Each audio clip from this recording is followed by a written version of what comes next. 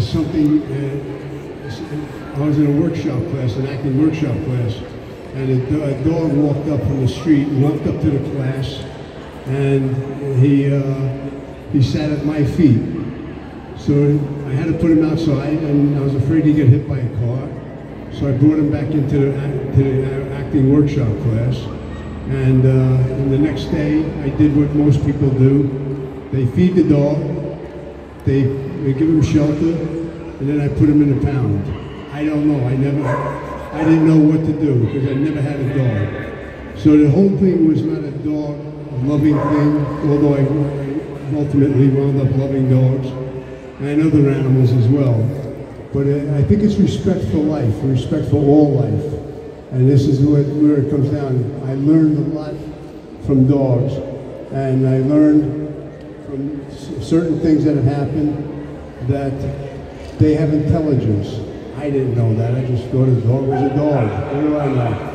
And I found out they had feelings.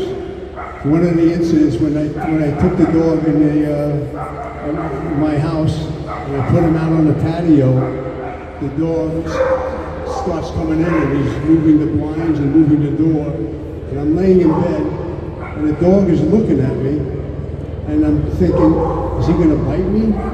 Is he going to attack me? Or is he going to kiss me? I had no idea. The dog was very in my face.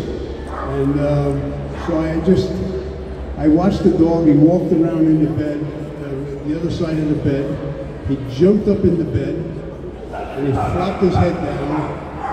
And I heard that someday I'd wind up in bed with a dog, but I never took it literally. Whether it's something I took literally.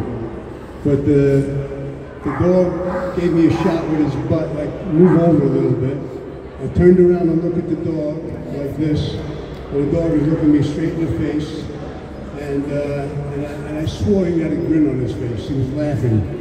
So I got my first lesson from a dog, and that's dogs have intelligence.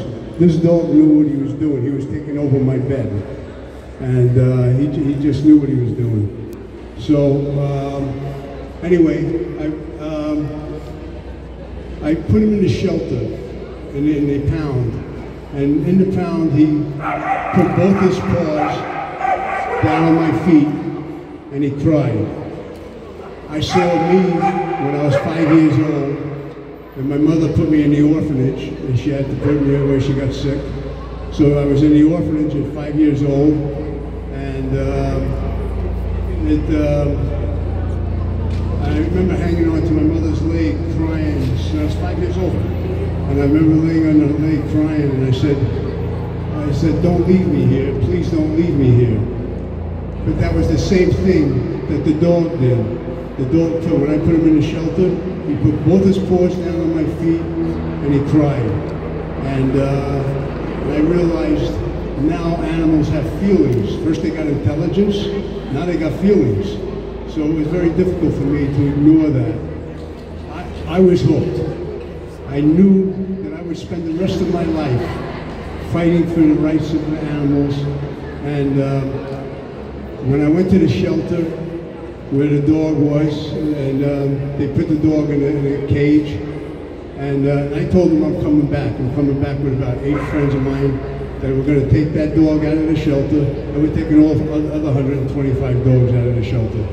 So, but it never happened. And when I got home, the person called up that owned the dog.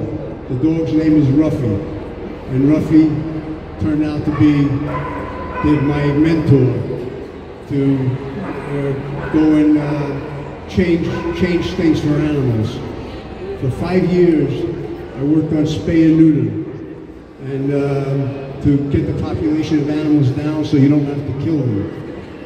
And then I went into a laboratory where they did experiments on a lot of dogs, and you'll see it in the film. I have a film that I'll show you, and it'll explain everything. And it's about 10-12 minutes long.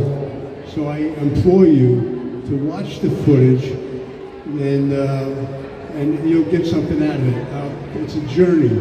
It's a journey. I'm taking you on a journey through my eyes, through the footage, and you will see what goes on inside these research places. You will see what goes on inside of